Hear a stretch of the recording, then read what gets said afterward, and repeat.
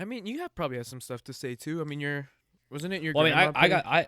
I have stuff to say Yeah. about like probably like the complete opposite of you because I'm the one that fell out of it and like I'm hardly or like I'm like hardcore against it now. But Yeah, I wouldn't say I'm against it. I don't think I don't even think I'm like 100% for it to be completely honest, but right, you're just indifferent about it. But like yeah. for me, it's just like I know I don't believe, and it's like so like I have that part to say about it. Oh, okay. Well, that's kind of sad. Well, it makes the topic a little bit more spicy. Yeah. All right. I guess it does make it a little bit more. I mean, yeah, like opposite viewpoints always make it like a lot more interesting, I guess. Yeah, makes it a discussion. Exactly. And it's not like just two people talking about and giving a lecture. It's more like Right. what a podcast is It's supposed to be. a fucking conversation. Exactly.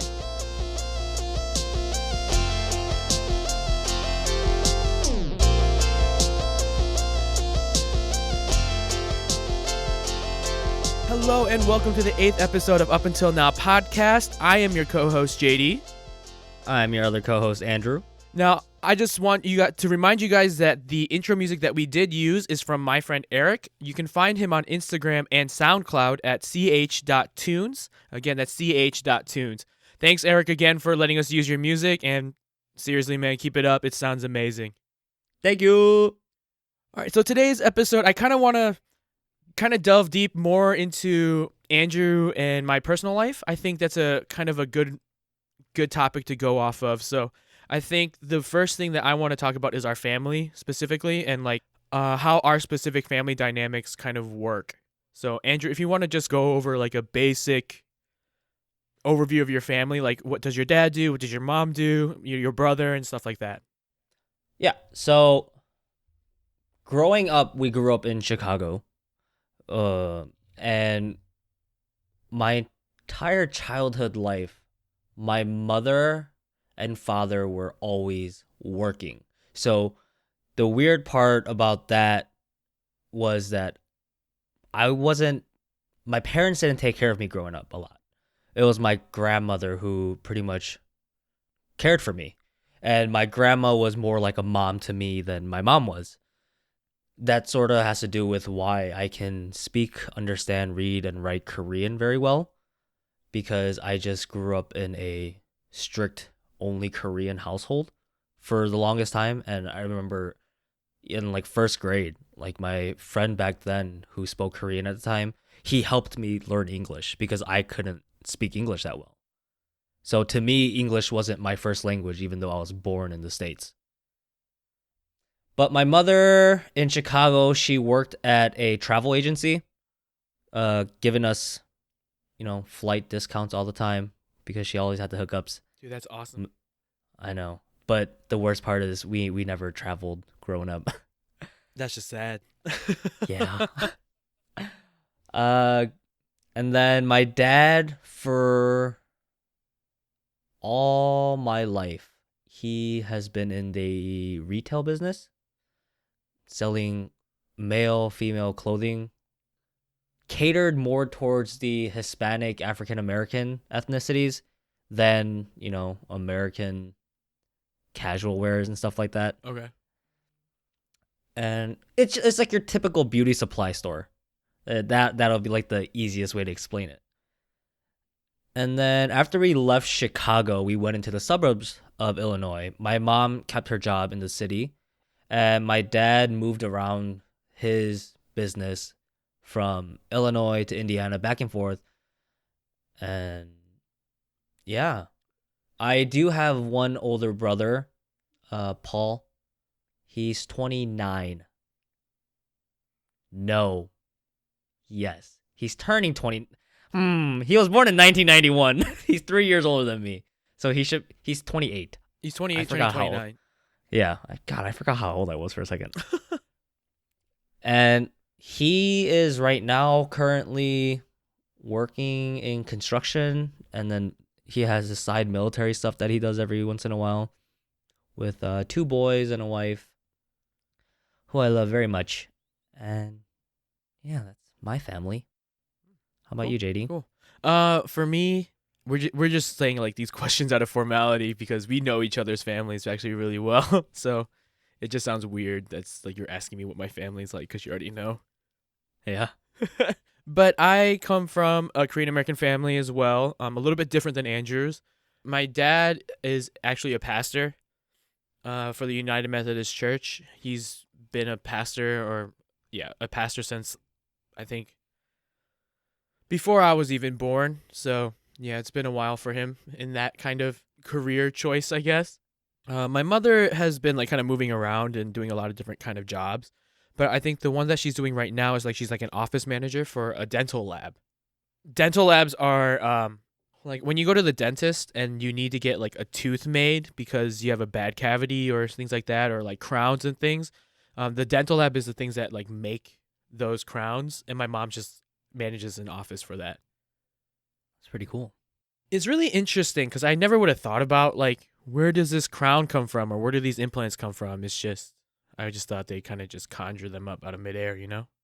Right, like when you're a child and you go to the dentist, like you think they just have it there stocked up. Yeah, like they have like the perfect fit for your mouth, and they just Right. like, oh, here it is. They just have every size possible. Yeah. That's kind of what you think as a kid. But that's what my mom does. I have 3 younger siblings. I have 2 sisters and a younger brother. My younger sister is Jocelyn. She is currently studying for her MCAT so she can go to medical school. My other sister, my youngest sister, is in Atlanta. She's finishing up her undergrad in what's it called? Public health or community health. I think that's what her major is called. She's at Emory. Her name is Jemmy. The youngest in the family is Josh. He is turning 19 this year, and he is working so he can study at the Berklee College of Music in Boston. Starting hopefully next or Wait, this that year. little butthole is turning 19? Yeah. I thought he was turning 15. 15? No, he graduated high school last year, so graduation from high school is around 18. Huh. Well, I'll be damned. Dude, my brother's been driving for almost 4 years now. I mean, I drove when I was 15. I did too. Exactly. Yeah. He could still be 15. But yeah, I think the biggest thing that we kind of realized, we grew up in the same area. We grew up as Korean American individuals that were born in the United States. So we both had full citizenship off the bat. There's no need for green cards or visas or like citizenship exams or anything like that. We were just we're born in this country, so you know. But both of our parents went through the citizenship process, but the kind of end result was is really different. And I think that's partially because, well, I think my parents came pretty early. So my parents came when they were like in elementary school and going into college, and that's when they immigrated into the United States. Both my parents speak fluent Korean and English, but having my parents come and immigrate into the United States at an early age kind of gave my family a little bit of an advantage, where it came to my parents speak both fluent English and Korean. My dad is better at Korean and English than my mother. It's just because my dad just studies all the time because he's a nerd. But Yeah. that's kind of my family dynamic. We spoke English in the home.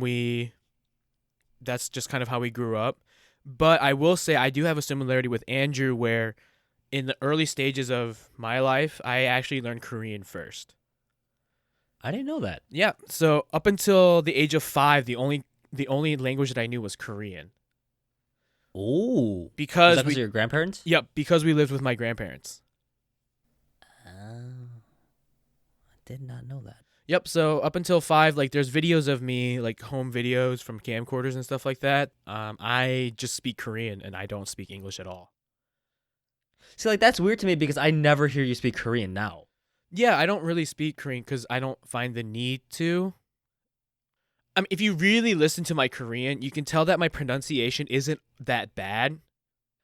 Well, I mean, whenever I hear you speak Korean, like at church every like once in a blue moon to like the adults or like the elders, like to me, I always thought that you didn't know Korean because like you only knew like those certain like 안녕하세요, like the simple greeting ones, because that's all I ever hear you say. Yeah, because that's all I ever really need to say. So the problem with me, not the problem with me, but like my level of Korean, it's interesting. I can understand what people are saying to me. I can't respond in Korean. Does that make sense? Kind of. Just because like, you had Korean around your background your entire childhood, so like obviously that got ingrained into your brain. So like you could understand it, but you never practice speaking it as much. So like I get why you can't respond to them in Korean, but you can understand them. Yeah, so if you notice that whenever I talk to like the elders at church or elders wherever, and they're speaking Korean to me, I always respond in English, but I respond correctly. Right. Yeah. Yeah. So like that's like the whole that's why I always thought like, does he speak Korean? Does he not? Like what the fuck? Yeah, I don't speak Korean, but I listen in Korean. And then whenever like a Korean word comes out, it's like a Konglish kind. Yeah, definitely, for sure. It's just Korean and English mixed. Pretty much. I mean, there's nothing wrong with that. That's how my cousins speak. Yeah. I Like mean, there's Kevin and Joe. yeah, I Ugh. don't think there's anything wrong with it. It's just that's just the way that it kind of processes in my mind. Right. And like I'm sure it's different for and like not different, opposite for Koreans who can't speak English. Yeah. I'm sure when they're like in Korea or when they come to visit America, like the way it transfers from their mind is like he's saying something in English, but it's coming out in fucking Korean. Like, Yeah, no, I think it's the same thing. It's just really interesting. But yeah. yeah, so again with you, like the same things between you and I is just up until I was about 5, the only language that I knew was Korean. And then my parents noticed that and they were kind of scared. They were like, "Oh my god, my kid talks like a foreigner," you know? So Oh. when I started just before I went to school, that's when my parents started speaking a lot of English with me and like started having me practice English is because they were worried that when I started school, like I'd be made fun of or XYZ. Wow, you have some caring parents. Yeah. My parents didn't give two shits that I sounded like fucking Ho Chi Minh with a fucking accent, not even understanding a fucking lick of English. I think it's just one of those things where your parents didn't like really think of it and consider it because I assume that your parents came pretty late to the United States, no? Yeah, they came when they were around mid 30s. Oh, see, that's late, man. It is very late. And like so like my job still today, I'm 25 years old, 25 years of my life I have been a fucking translator for them. Which I guess is a plus for them. Like I'm grateful for it because like I really like the fact that I can speak Korean fluently and English fluently. Yeah. I mean, I think I'm kind of jealous about that. Like in a way, it's not like quite honestly just the background. Like I love my parents and the way that they raised me I think is fine and like I don't have that many complaints. All the complaints are pretty minor, but I do wish that they did speak more Korean with us because it's very difficult to it's just weird saying that I'm Korean American but I can't speak Korean and I can only speak English. Yeah, I mean, I am pretty proud of myself for like keeping up with Korean and stuff like that. I mean, that's sort of why like when I go to Korea and we visit family, like I'm always the favorite because I'm the only one that can talk with them. I mean, that makes a lot of sense. Yeah, no one else in my family can speak at the level of me to like they can't hold a conversation. So every time we visit Korea or we have relatives come visit us, the attention is on me because I'm the only one that knows how to respond. It's a good and a bad thing. I don't think it's not really a bad thing. It's just it's a sense of responsibility that you have to your parents that I don't have. Yeah, I will say that like it's okay. I don't want to say it's a burden, but then like that lies on my shoulder now. No, I think a burden is a good kind of word for it Yeah. because it's not something that you asked for. It's not something that you I get chose. or you chose or you get paid for. It's just kind of what is expected of you because of this the ability to speak both Korean and English. You have that ability and your parents need that. Yeah, and like they don't even go to my brother and even try to ask him because like he hasn't touched on Korean in so long that like he can't speak it now. Yeah, that's what I figured. I mean, he was kind of losing it when I knew him back in high school, even. Yeah, I mean it's because like growing up, he never came home. Like he was never home. Like he was always out with his friends. So like he never like spoke with my parents as much and stuff like that. And I mean, every once in a while, my mom will call me and be like, "Hey, call Paul and tell him this," and she'll be saying it in Korean. It's like, why can't you just like, because like he won't understand. And then just little stuff like that, and then I'll just like it gets annoying sometimes. Like, oh my god, like it's like why can't we just go on a 3-way call? Why do you have to call me and then I have to call him and then he has to call me to tell me his response and I have to call her again? Like, there's just like, oh, it gets so annoying every once in a while. But then I don't say it to them. I don't complain. I just do it because I'm a good son. I think the biggest thing that I have even now is just teaching my parents technology, especially my mom. I hate technology because it's so fast Yeah. and my dad can't keep up with it. Oh, you have no idea how long it took me to teach my dad how to use something so simple like a fucking GPS on his phone. He in 2018, that's when he got his first smartphone. 2018, like 2 years ago. 2 years ago, he's been using a flip phone since he got to America. All the way to 2018, he's been using the same flip phone that he had. Oh my god, how did that thing even work? Dude, those old phones are fucking indestructible.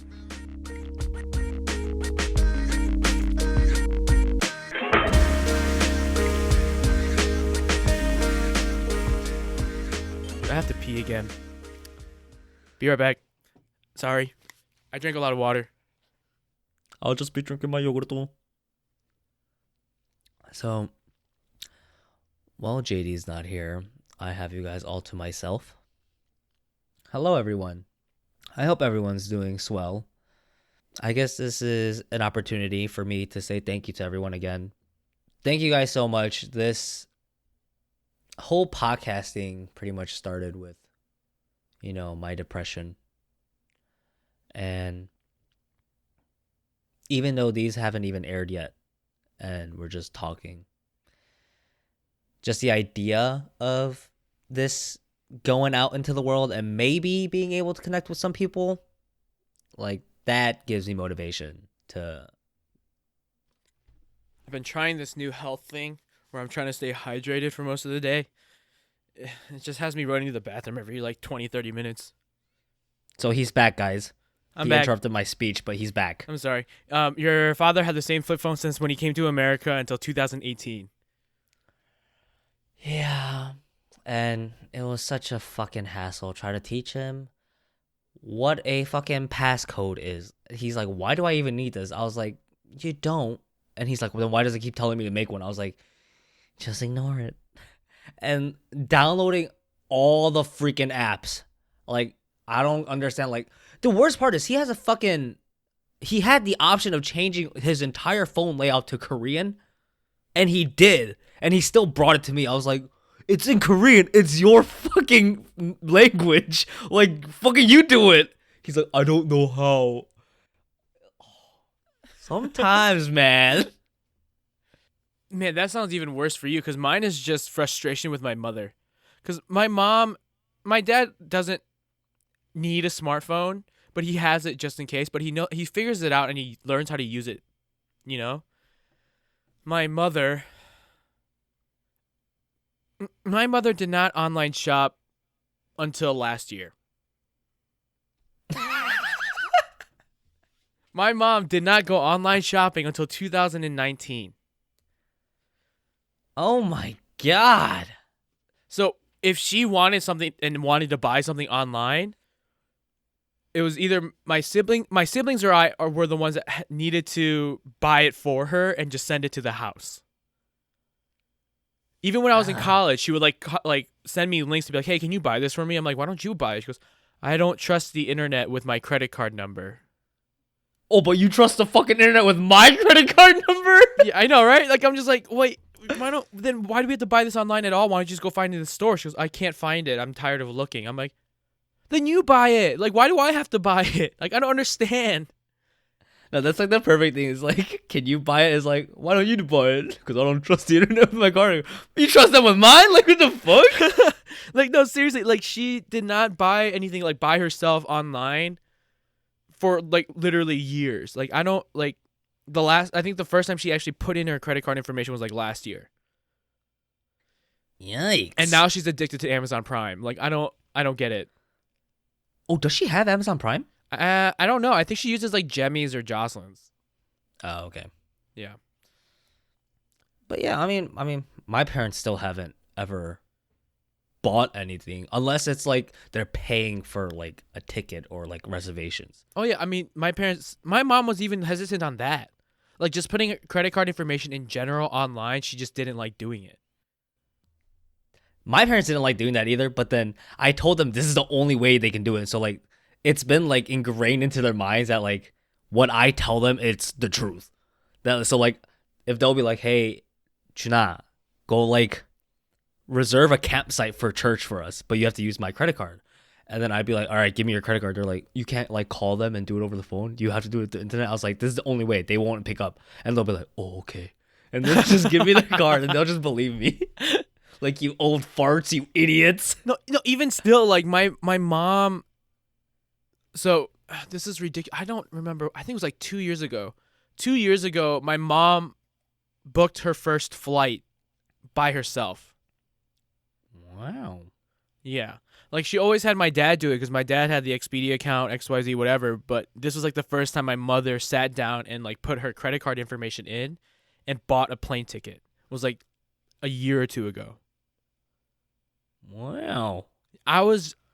In my head, I'm like, wait, Mom, in your adult life, you've never had to purchase an airline ticket? She goes, no, I just had your dad always do it. Your dad always did it for me. Spoiled. I know, right?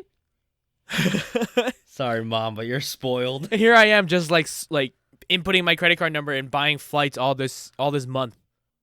My fucking credit card number is saved onto my fucking accounts and everything. Yeah, mine too. It's just like that Google. If you're using Chrome, Yeah. that automatic input. Yeah, I do. I have so many cards saved. I have cards that like I don't even have anymore, just still saved on there. Me too. Yeah. I have my ex-girlfriend's card saved on there. Oh my god. Cause like we purchased stuff when she came over, and like her card just saved on my computer. I don't touch it, but it's there. Maybe you should. I'm kidding. No. Don't do it. That's just mean. Not a scumbag. Yeah, you're not. I'll probably delete it. Probably. Probably. I will. Like I recently noticed it. Like I didn't notice it until I was whatchamacallit. I was ordering. See, like again, 2 days ago, I ordered a campsite. So that's why that example came to my head. Okay. I ordered a campsite for my parents' church because they're going on Memorial Day. They're going like to some campground and like some shelter. I had to order it, and then they're like, "Would you like to use a saved credit card?" I was like, "Sure. Let's see what comes up on this thing." And then I saw her name. I was like, "Huh?" I was like, "What is this?" And then it was her card saved. I was like, "Oh, does she want to pay for my parents' campsite?" Why not? No. She'd be so confused. She's like, "What the fuck?" Yeah, she would she would probably do one of those things where like she reports the card missing or whatever, like the card stolen. Right. But like she would know it's me because I think I'm like the only one that she knows that lives around here. Yeah, but then the campsite would have been out in Chicago, no? She still would have put one and one together. Yeah, She's but not that stupid. But you could have been like, "No, that's not me. I don't know what you're talking about." Campsite? I ain't going to no damn campsite. I'm working. Exactly. No. Isn't that just fraud? That's credit card fraud. That's that is just fraud. That's stealing. Ay. Yeah.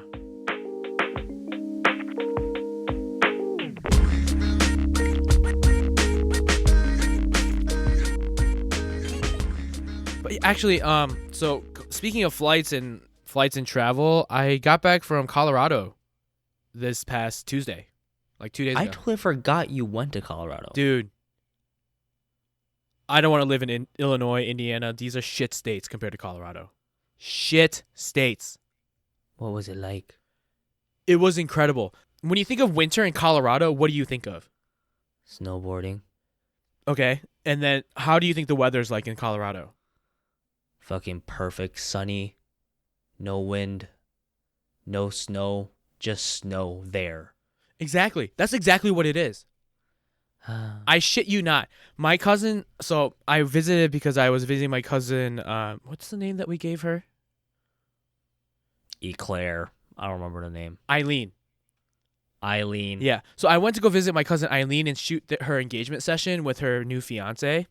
And I asked them like about the weather and I asked them like what it's like to live in Colorado just to get like a sense and a feel of it. They told me like not this past Monday, but the Monday before, it was 70 degrees. And they were wearing shorts. Nice. Oh, must be nice. And then we drove an hour and a half away and we went snowboarding.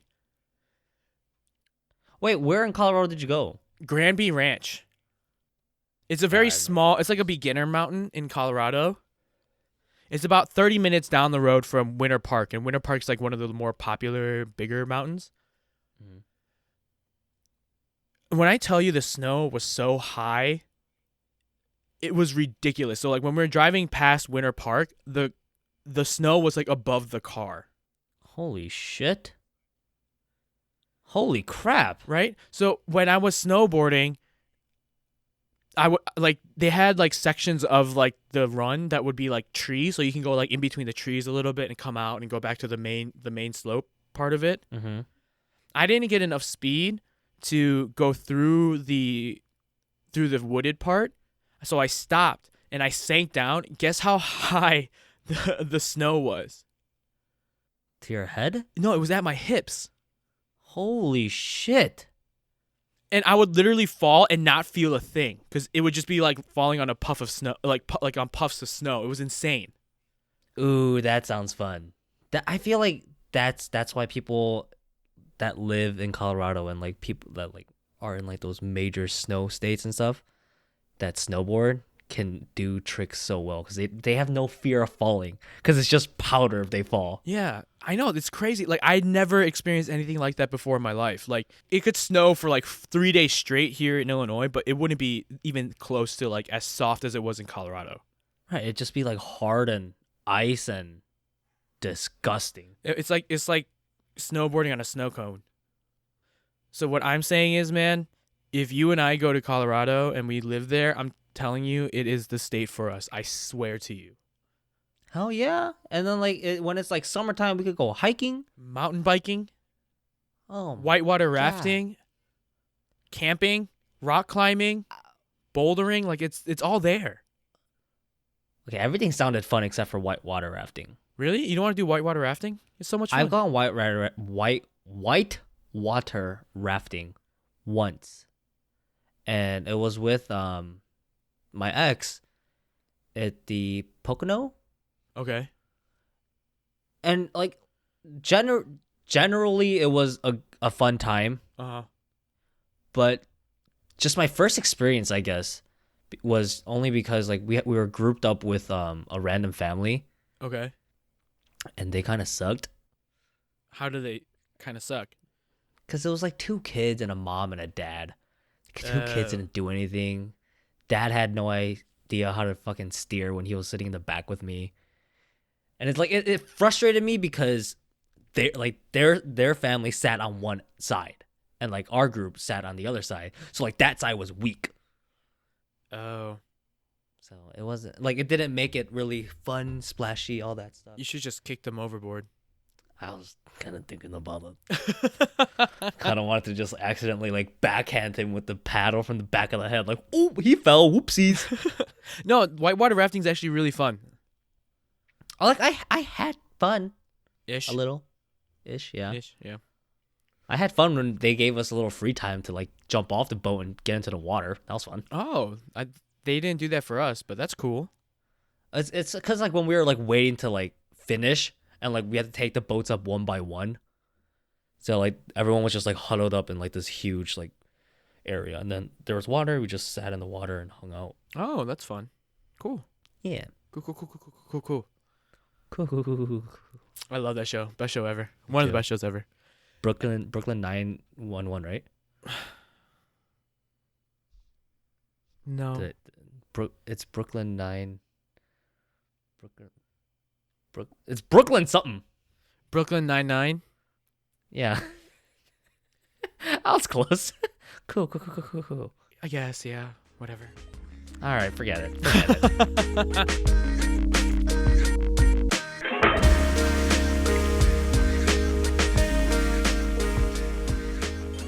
Well, anyways, going back a little bit, as I mentioned before, my dad is a pastor.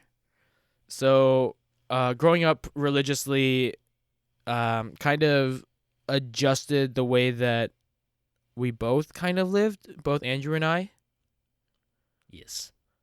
And it kind of went in separate-ish ways. I mean, we kind of have a very interesting view on religion, I think, when it comes to our personal beliefs. I mean, it could be interesting, it could not be, but for us personally, and the way that we grew up, it is weird in the way that we kind of view religion now. Yes. So personally, for me, growing up in a pastor's home, you were kind of expected to go to church. You were kind of expected to believe that Jesus is your Lord and Savior and other things like that. But nowadays, it's more like,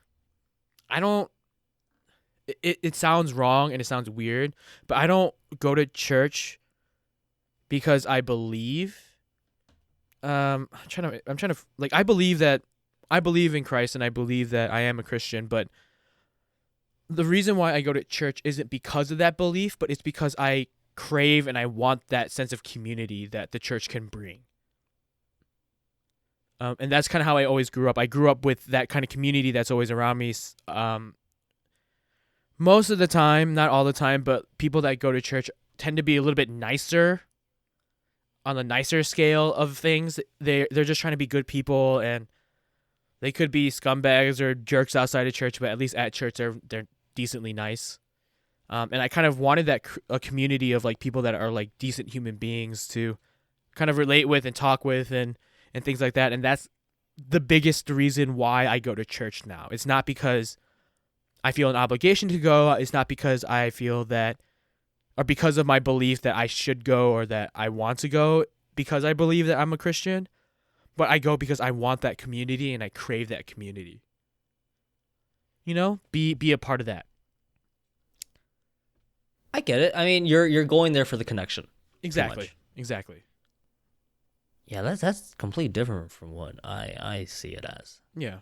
So what? I mean, I believe in the whole connection thing too, because I mean, like, church is where I met you, my best fucking friend. Yeah. But to me, it's ever since I was, for as long as I can remember, from the time I can start, like thinking on my own, I just remember thinking, I don't want to go to fucking church. Because, like, for me, it was always a drag. I never enjoyed it. Like at least the idea of going. Like, when I got there, yeah, I'll have fun if I'm, like, hanging out with people, having fun, playing games and stuff. But, like, the idea of having to go, I hate it. My brother and I would always throw a fucking fit Sunday mornings right before church. Like, I don't want to fucking go. Do we have to go? Why do we have to go? Why can't you guys go by yourselves? Every Sunday it was like that. And Fridays, because fucking Korean American churches always had Friday services and shit. Yeah, Friday night Bible studies. I never wanted to go to those. Yeah, it was the fucking worst. And I think that's because, like, for the longest, like, ever since we were fucking born, we've been going to church. And that was because we were forced to go. And it really threw me off when I was talking to my dad about religion one day. And I told my dad, I was like, Appa, do you know that I don't believe in myself as being a Christian anymore? And he got pissed off. Like, me and him had like a huge argument. He's like, what the hell are you talking about? Yes, you are. I was like, no, I didn't choose to be a Christian. He's like, you don't get a choice in that. He said, you're a Christian because your mother was a Christian while you were conceived. That automatically makes you a Christian. I was like, that's not how religion should work. And I don't think that's how it is. It isn't. And we got into a huge argument about it. And then I was like, I'm not a fucking Christian. Like, that's the end of the story. Like, you can tell me that I'm a Christian all you want because that's what I grew up with. And Oma, like when she was pregnant with me, she was Christian, but like that's not how it works. Like I'm choosing myself now to not be a Christian. And like it made me want to not be it more just because he told me I have to be it. That whole rebellious stage. Yeah. But it was just so, it turned me away so much when he said that. And like later in the future, my dad explained it to me.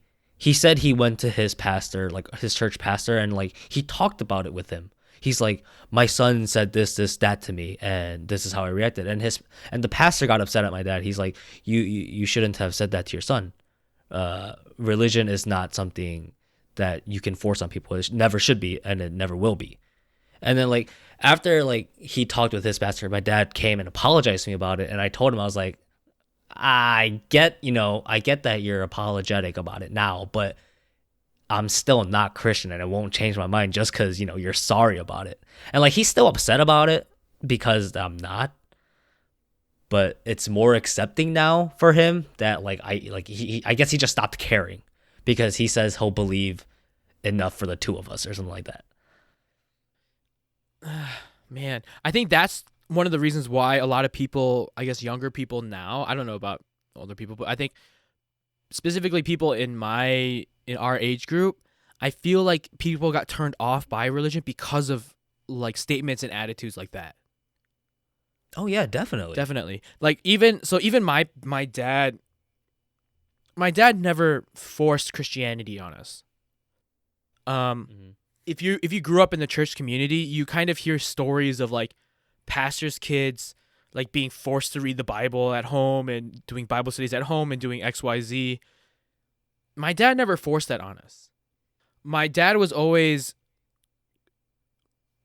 have liked it if we read more or if we read at all. I didn't really read at all as a kid. Even now I don't read.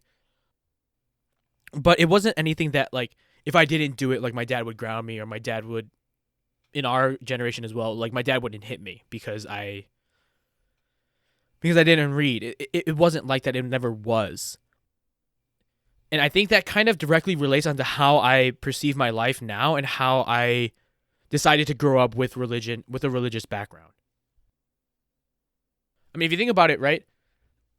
There's also other stories of like, I don't know about other races or stuff like that, but specifically in the Korean American Christian kind of community, it is kind of well known that pastors' kids are the ones that rebel the most as soon as they get to college. You've heard that, right? Yeah. Like I know a few pastors' kids that I've known in the past, and because that's what we had something to like connect us by. But some of those kids, like when they went to college, they were fucking off the walls. Because they couldn't live like that. So like they're experiencing it for the first time, or like they just wanted to rebel so much. Yeah, exactly. And I think I never had that urge to do that. Like I never had the desire to like get myself so high and so drunk that I don't remember how I got home. Like it just never, right. I never entertained the thought because I didn't think it was going to be fun. Like what's the point of getting that blacked out, wasted, and not remembering what a good time you had because you just drank too much? Or what's the point of making memories if you don't even have the memory? Exactly. So my parents never kind of forced that religion on me. They always encouraged religion, and they always encouraged like conversation and questions of like, and hard questions, not just like, how was your day? Like, no. Some of my greatest memories of my family is when we were all sitting around a table eating, and we were talking about very, very taboo topics that a lot of like conservative Korean Americans or even conservative people in general would just never have that conversation with their families. So, for example, when my family was in Korea, we were sitting down in a restaurant, and we were eating, and we were finished eating, and we were talking, and then all of a sudden, one of my sisters, I think it was Jemmy asked my dad a question, and she was like, "Hey, Dad, what if one of four of us, so like one of me or my siblings, came out as gay? What would you do?" Oh. So that kind of question isn't a question that a lot of kids ask, specifically pastors' kids ask to their dad or the parent that's the pastor. Right. Because in the Bible, like they always say, "Oh, if you're gay, Jesus hates you." Yeah, that kind of thing. Yeah, it's stupid. But that's the conversation that we had at that dinner table. And then it became a thing where all six of us were just kind of talking about like what our views were of homosexuality and other things like that, and if if some of us thought it was a sin or if something completely different. Being able to have that conversation with my family and not feel like judged or discriminated against or thrown out because of my beliefs, but like accepted and listened to was really interesting. And I know a lot of Korean American Christian families would never even touch that conversation. Right. Like, can you imagine going to your dad and your mom and like saying like, "Hey, if Paul and I came out as gay, what would you do?" They'd probably be like, "I'd kill you." So like, to me, like so you said that in English, right? Yeah. Automatically, I was trying to think of like how I would explain that in Korean. Like, Oma, what if I like namjas? Cause like I don't know how to say gay. Yeah. Like, how do you say gay in Korean? I don't know. I don't know. Gay. But it was like, see, like I can't imagine I can't even imagine saying that to my parents. Like, I don't know, like what that would be like, because like we barely talk in the first place. Like the only types of conversations that me and my family have ever had, like on the fucking dinner table, like the few times we did growing up, was, "Oh, Appa, how was work?" "It was boring. It was hard. It was busy." "All right, well, I'm done eating. See you guys tomorrow." And because like my brother and I were gamers growing up, like as soon as we finish eating, go downstairs, play games. Like, we didn't make the effort to sit down as a family and talk. You know, we didn't have that connection growing up. Like I said, like my brother and I did not grow up with our parents. Yeah. We would see, I touched on this like a couple episodes ago about like when we were just talking about our lives, but like we wake up, my mom would see us off to school. We come back home around 3:30 when school ends. We don't see my mom until 7, 8. My dad comes home 9, 10, and by then we're already in bed.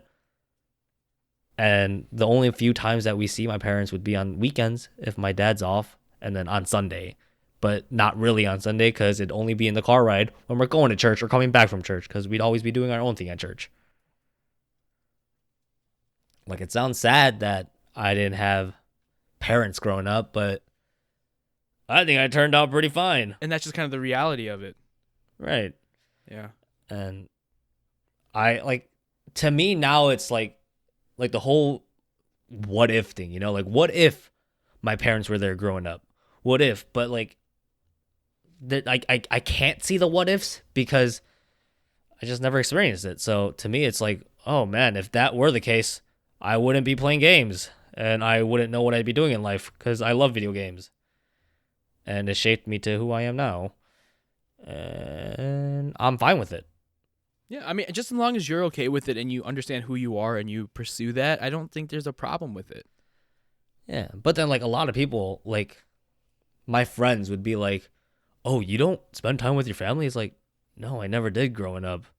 And till this day, I've never heard my dad tell me he loves me. Huh. Or my mom. My mom recently, ever since I started living alone, started giving me hugs, and it's very awkward hugs. My dad gives me normal hugs. My mom gives me one of those like, "Oh, we're acquaintances. Let me give you one of those side hugs." Oh, the side hugs. Yep. Yeah, she gives me one of those half-ass hugs. My dad gives me like full on hugs, and I love it. I was like, this is what fucking affection feels like from your parents. What's this like? And then when it comes to my mom, she'll be like, "I don't know what to do still, so I'll give you a side hug." And so that's normal to me, not having like that affection and stuff like that from family. So I guess continuing with that, like if/when you do have a family in the future, are you going to be like that as well? Or do you think you're going to try to change where you are going to try to make it where you have at least like weekly dinners together or something like that? See, like I already know I'm not going to be like that because I crave it so much. Like I constantly want it now. Uh-huh. So like, especially when it comes to my nephews, like when I tell them like, "Hey, I'm here. You come give me a hug now." Like, cause like, that's the first thing I demand from them. Cause like I want them to grow up with it.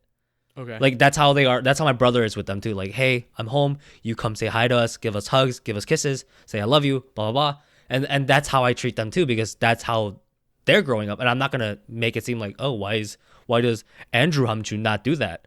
But like I crave it, so like I don't mind it. I love it. And especially like seeing that they're growing up with it too. I know I want to do that or more for my kids. Like I'm a huge family person. Stop it! Shut up! God, go play somewhere else. My God. What are they doing? They're like playing, and I can hear them like barking in my headphones, or like growling in my headphones. Yeah. Oh, that was just me the whole time. But like right now, even now, like I'm such a huge family person. Like I got two tattoos on my body, fucking symbolizing my love for family. And I mean I cherish my family. Like they're all I have. Yeah. Besides, you know, my close best friend. Hello. Love you.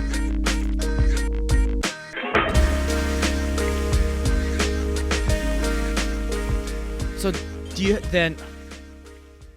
I don't.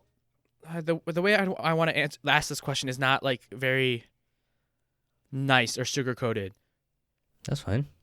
So then, do you resent your parents by the way that they like raised you, or is it just like you understand why they had to raise you in the way that they did, and you're okay with that? So, I resented my parents for 1 year and 1 year only. Okay. And it was out of pure jealousy, nothing else. Not because like they didn't do something. It was just pure jealousy that made me resent them. So my freshman year of high school, when I was still living in Illinois, that was my peak in educational years. Like I was popular. I was just, I'm just going to put myself up there. I was, and to me, it was important because I was doing something I loved doing. And my parents didn't come to support me for it. But the reason I was jealous was because they supported my brother in his sports. And that's what I was talking about, sports. Like I was on the football team, I was on the swim team, and the water polo team. For the football team, I mean, I didn't really care if my dad came to watch me for that. But like he still came to see my brother's matches. And I get my brother was in fucking varsity. And I wasn't, but I was a fucking freshman. I'm not going to make the fucking varsity team. I didn't want to be on it anywhere. They were on a fucking 40-year lose streak. Fuck them.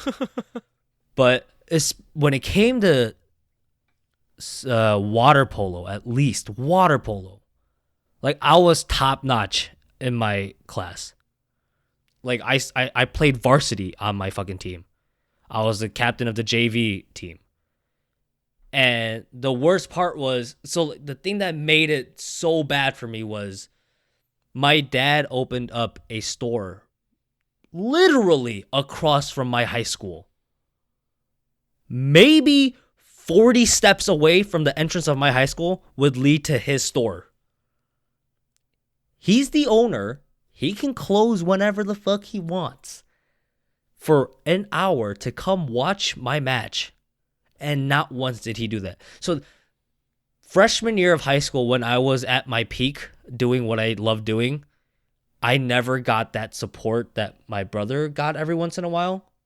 So that's the only reason, that's the only reason why I resented them.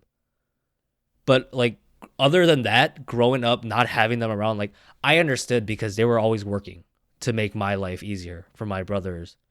You know, like we understood that, my brother and I, like we got that. And we didn't care because we were always out with our friends doing stuff. Like my brother and I wouldn't come home till like fucking 7 p.m. out with our friends. And we loved the freedom to do whatever we wanted. We never had a curfew. We never had chores. We've never been grounded. My parents don't even know what the word grounded means. So like we had so much freedom. But I guess like the cost of that was like no affection. For us at least, it was like no affection, no like attention from them, and you know, just little stuff like that. No big deal. I'm fine. I'm over it. I guess like for me, it's the opposite. When it comes to my mother, my father was actually very similar, I think, to you, to your dad. I think it was very similar. Um, my mother try to make it to like as many of my lacrosse games or whatever I had. Like she tried to make it out to as many as possible. Um, to this day, I don't. When it comes to that question with me, where like, do I have any resentments towards my family or my parents? I think I still do. I want to say that I don't, and I've gotten over it, but I don't think that I don't think I have. I don't think I will for a long time. Don't get me wrong. I love my dad. I think he's a great person, and I think he's a strong individual. But as a father, he's made mistakes as a father in my life, as he is to like as my father, not as for my siblings, but just me. There are things that he's done and things that he's said that I still resent him for it. I continually tell myself that like I'm over it and it's just the way that it was, but it's still there because I think the times that he didn't show up were so significant to me, and the fact that he didn't see it kind of makes me really angry and really frustrated and resentful. You know? The thing that I think kind of stands out to me the most is that I graduated twice. I graduated high school and I graduated college. My dad has not seen me walk and get handed me a diploma once. So in the time that I graduated high school and the time that I graduated college, my father was not present to see me get my diploma or walk across the stage. It's kind of like your dad wasn't there to see you advance into the next step of your life. It's not even that. It's just the thing that pisses me off the most, I think, is that he's gone to my siblings' graduations and stuff. Does that make sense? Like he had two chances to see me walk across the stage and receive a diploma and essentially just graduate from a milestone, not even just graduating high school and college. They're milestones. They're big things and they're big deals. But the fact is that my father hasn't seen me cross that stage once. And I don't know. It still pisses me off because he went to Jocelyn and Jemmy's and Joshua's high school graduations. He's going to go to Jemmy's graduation in Georgia, in Atlanta. Yeah. But when I graduated, when I did those things and I was the pioneer for my siblings in order to do that, he wasn't there to support me. And he always chose his work and the church and religion and God over that. Because both times that like I was supposed to walk across the stage, get my diploma, my dad couldn't go, or I couldn't even walk at my undergraduate degree thing because there was a big church event on that Sunday that he couldn't pass up. And I think there was a point in time where I was starting to forgive him. But like a year or two ago, he said something to me and he said something to Jocelyn. And I know for a fact that I haven't forgiven him for it yet. So the story is Jocelyn, you know how like my dad's church does the Family Fest every year? Yeah. And they always have like that big raffle prize. Mm-hmm. So I think it was 2 years ago, Jocelyn won the big raffle prize. Okay. She won a 65-inch TV. Ooh. Yeah, it would have been nice. But there's a thinking in the Korean American community when it comes to leadership. It's like when Jocelyn won it, my dad thought we had to give it back. What? But you know, it's like that thing where my dad picked the winning ticket for that thing, and he picked Jocelyn's ticket. Oh. But the thing is, it was her ticket, and she put it in there. There was no cheating, no nothing. Right. But my dad is the one that thought that we had to give it back to the church because it was his duty or his responsibility to. So he picked the church over his family. Again. Yeah. But the thing that he said to justify why he was doing it, it hit a chord with me that I'm still not over. And I know that for a fact, 100%, because I'm still pissed off every time I think about it. When Jocelyn was pretty pissed off that she couldn't get the TV, my dad told her, I have never asked you to sacrifice anything for my ministry, but I'm asking for it now. Or he didn't even say I'm asking for it now. He just said, I have never asked you to sacrifice anything for my ministry. That's wrong. The chord that he struck with that, it didn't resonate with just me and Jocelyn who heard it. But we told Jemmy and Joshua about it later. They were furious. Like, it was to the point where we had to bite our tongue so hard because we knew that if we said anything in front of the church people or, you know, in front of the church people, whatever, that we were going to cause a scene and that would actually legitimately affect my dad's ministry. And it would make him look like the asshole, and that's not what we wanted to do. The thing that kind of pisses me off the most is I know, again, that my dad's is a good person overall. He has a temper. He makes mistakes as everyone does. But I think the reason why I haven't gotten over it is because he hasn't explicitly apologized for it. Do you think he knows what he said was wrong? Oh, definitely, because my mom called him out on it. So my mother told me that she told him that there are things that my dad can say to us. There are things that my dad is correct about and right about and has the stance and the grounds to tell us that we're doing something wrong. But my mother told him, you do not have any right to say that to your children. And I think he kind of realizes and he understands. But I just think I think he knows that he was wrong and in the wrong in that moment.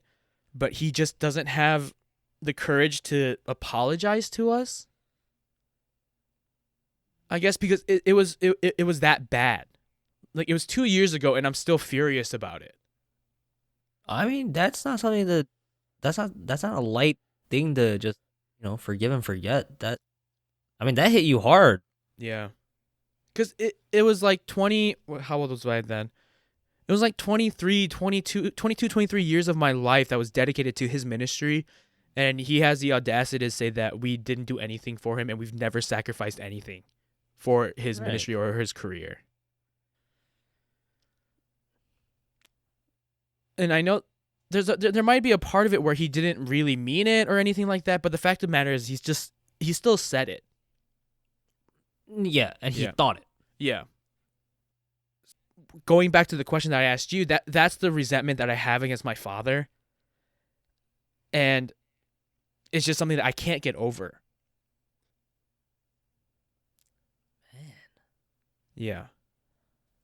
So I don't have anything like that with my family because after we moved from Illinois to Indiana, and the reason we moved was because my dad fucked up. My dad knows he fucked up. He's apologized to us millions of times now. And ever since, he fucked up, it changed my life, my brother's life, and my mom's life. It changed all of our lives. And he was the reason. And he was the sole reason. It wasn't like, both my parents messed up a little and, or my brother and I got in trouble. My dad single-handedly messed up and changed all of our lives. It would have been different if he listened to us, because my brother and I did mention that again, but like we were kids, so it didn't really matter what the hell we said. But it was like, why the hell would you open up a store here that's not gonna work out? But again, what did we know? We were fucking kids. And he opened up a store across from my high school, didn't work out, got bankrupt, and we were forced to move. My brother and I had to throw away our fucking childhood, all our childhood friends, everything that we grew up with in Illinois. My mom had to throw away her career. My mom threw away her social life. Pretty much my brother and I threw away our social lives. And my dad knows it. That's why ever since we moved to Indiana, he doesn't put himself first anymore. He'll always ask my mom, my brother, myself, what do you guys think? I think my dad is traumatized of fucking up that hard to risk it again. So no matter what now, my dad will involve us. Which I love now. Like, obviously, like when it first happened, it's like, fuck you. Like you ruined my fucking chance at a fucking scholarship from playing sports and shit. I had a fucking college talk to me as a freshman for water polo. Like, that's big. To nothing, you know? And I hated him for that, I guess. Okay, so I guess that's another resentment I had in the past, but growing up in Indiana had its ups and downs, you know? I got closer to my family. Joe, Kev, Ashley, Brandon, Christine, they all lived in Indiana. We've been fucking neighbors for the past 10 years. It's freaking insane being neighbors with your cousin. You get into so much family shit. Not the cousins, all the adults. Yep, I have stories about that too. Oh God! But I don't know. Like we were like so. You know, we were so pumped when we first got into the apartments. But it was weird though, because like we lived in a house all our lives, and then we went to an apartment. We're like, all right, it's a little cozy. We can work with this. And then it got, you know, it's like, oh, it's fucking cramped. Fucking hate sharing rooms with my brother. And then, you know, there was all those ups and downs. But I'm grateful that my dad realizes that, you know, he fucked up and he doesn't put him, like, it's kind of sad saying it too, but like he doesn't put himself first. But at the same time, it's like, I respect him for, you know, manning up to his mistake and trying not to let it happen again. Well, I guess that's the underlying factor that kind of makes it easier for you to forget, and not forget, but like forgive. Yeah, I mean, yeah, that is a big reason why I was able to forgive him, and you know, like I don't think about it anymore. It's because like he's apologized for it millions of times, and like he takes every steps to avoid something like that ever even trying to come up. And I think my dad has done the second part of that, where he makes it of, oh my God, I have to pee again. This sucks. Anyways, part 2 of my thank you while he's gone. Like I was saying, this whole podcast started because I was depressed. Yeah, but gotten a lot better. I'm honestly enjoying life, loving life, everything about it. And this podcast is a big reason why I was able to move forward with that. Even though, you know, we haven't even uploaded anything. But I'm looking forward to uploading. Hopefully we get some people listening. And hopefully we get some responses, because that would be fucking awesome if you guys email us or contact us in some way. Tell us to talk about some kind of topic. But anyways, he's back.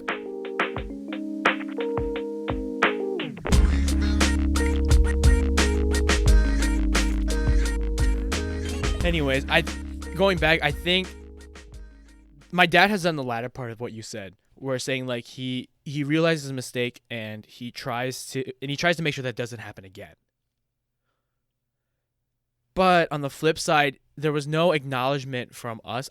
He could have apologized to my sister, but I don't think he's ever like sat us down formally and be like, "Hey, what I said was wrong. I fucked up. I messed up. I'm sorry and I apologize." I feel like there wasn't a moment that was like that.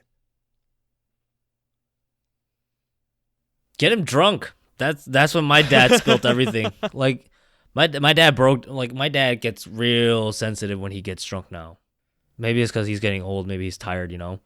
But every time my dad drinks, or at least when I drink with him, we have a pretty heart-to-heart conversation, and he ends up crying. I end up crying.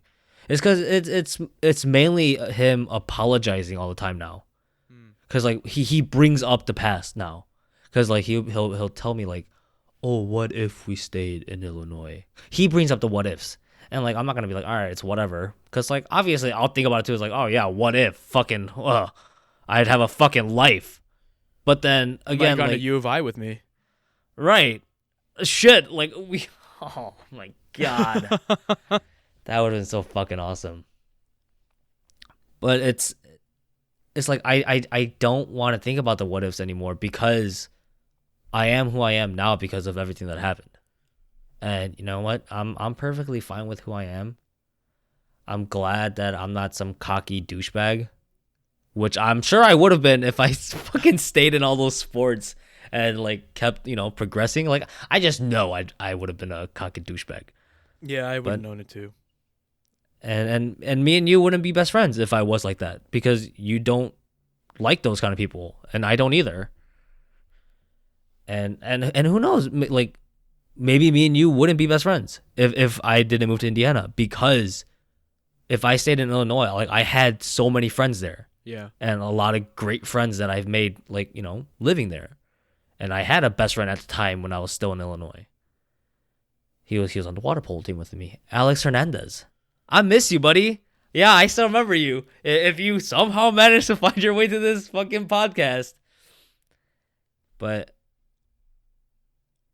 I am who I am now, and my life is where it is now because of what everything happened.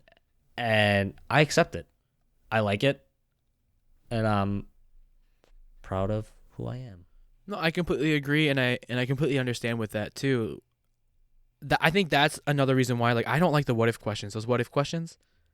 Yeah. Like they make you think of things that you don't want to think of or that you don't have to think of, because if you do, then what's the point? Because no matter what you say now is not going to be the way that you would have responded, because you're not the person that you were back then. Or in the future, like you. Or in the future, exactly. You don't know what's going to happen to and how your personality and how you're going to change in the future. So there's no way to like accurately predict what you would do in this what if question or what if scenario. Right. Yeah. The whole what if, the thing that Esther loves to ask you. Oh God, I hate it. So especially much. At the middle of the night when you guys are trying to sleep. No, not when we are trying to sleep. When I am trying to sleep, When and you're she trying wants to to keep sleep. me awake with these stupid fucking what if questions. Hey man, what if we broke up? I don't fucking know. I'm trying to sleep. But See, I mean, yeah. like I totally understand what you meant. Like, well, me and you had this conversation in the car once, like talking about like what ifs, And I told you I like to think about what ifs every once in a while, especially about the past, because that's like the majority of my life, because like I like lost that past. But thinking about it now, like especially after the whole falling into a pit. I wasn't in the pit. You were in the pit. We all were in the pit. The pit. I wasn't in the pit. You were in the pit. We all fell in the pit. Giving up on life and shit like that. I don't like doing that anymore. It's like, especially with like my personal life, I guess, like the relationships and stuff. whole, like, yeah. Like Yeah. even now, like today, like if I think like, oh, what if my girlfriend and I didn't break up? Like I hate thinking about that. It's like I wouldn't be who I am now. Like I wouldn't be doing what I'm doing now. I like to believe now that everything happens for I know this is like the whole cliche, like everything happens for a reason, but it does. Yeah. And again, I said it like 18 times already, but I am who I am, and I fucking love who I am. Sounds very cocky and conceited, but I'm not. I promise. Just confidence. That's confidence speaking. Right. And I'm enjoying life, is what I was saying. But when you were taking a piss, I was just saying like, oh, thank you everyone. We started this blah blah blah. I'm enjoying life. I wouldn't be here where I am. Anyways, but you kept fucking interrupting, so like I never got to finish it. Like I finally got to finish it, but Well, you can do that at the end of the podcast, which I think we're coming up on right now. yeah, Yeah. It's it was a long podcast episode. it was. But But it doesn't feel long. it doesn't. This is why I fucking love it. It really doesn't feel like it's been an hour, 25 minutes, and 25 seconds. Huh? Oh, Yeah. I thought you were gonna say like it's only been like 30 minutes. Nope, 1 hour, 25 minutes, and 30 seconds. It's crazy. It does not feel like it's been that long. It doesn't. But this would be a good place to end the episode because I think we're both. I'm feeling pretty good and feeling pretty confident I about. feel pretty satisfied. Agreed. So with that, I just want to thank everybody for listening to the 8th episode of Up Until Now podcast. This podcast has been something that Andrew and I have just been doing for fun, and we actually haven't even uploaded it yet to anywhere. I'm still a little nervous about it, and kind of, yeah, I'm pretty nervous about uploading this podcast because there is a lot of things that we've said that we didn't know about each other, even as best friends for 10 plus years, and there's sense of vulnerability between both of us that we've put into this podcast to make the content worth it. We don't want to talk about like sugar-coated topics or anything like that. We legitimately want to have a conversation about our lives and how we are moving on with it and how we are trying this adulting thing to the best of our abilities. And I know there's a lot of people out there that are going through similar situations as we are, and I think there's value in talking about it and putting it out there. So with that, I want to thank you for taking a listen to Up Until Now podcast, episode number 8. After this episode, after we're done recording this episode, Andrew and I are going to start looking for hosting sites, and that's when we're going to start hopefully uploading it and just saying, fuck it, we're just going to send it out there. Yeah, I mean, it's pretty much what I said to you guys earlier while JD was peeing. Thank you guys again. This whole thing was for my depression. JD was a great friend. And again, I mentioned that it'd be fucking awesome if we actually get some responses from you guys through our email or some way you guys contact us, because that would be fucking awesome. Even if you're a fucking family friend listening in, like, who cares? Like, just the idea of communicating with someone through this, that's awesome. And hopefully we'll be able to connect with your life in some way and help you, or you'll help us. That's the whole point of this, just to be there for one another, because we're all in this stupid thing called life. We're all in it to win it, so let's just all try to win it together. So if people actually do want to get in contact with us, where can they find us, Andrew? Oh, shit.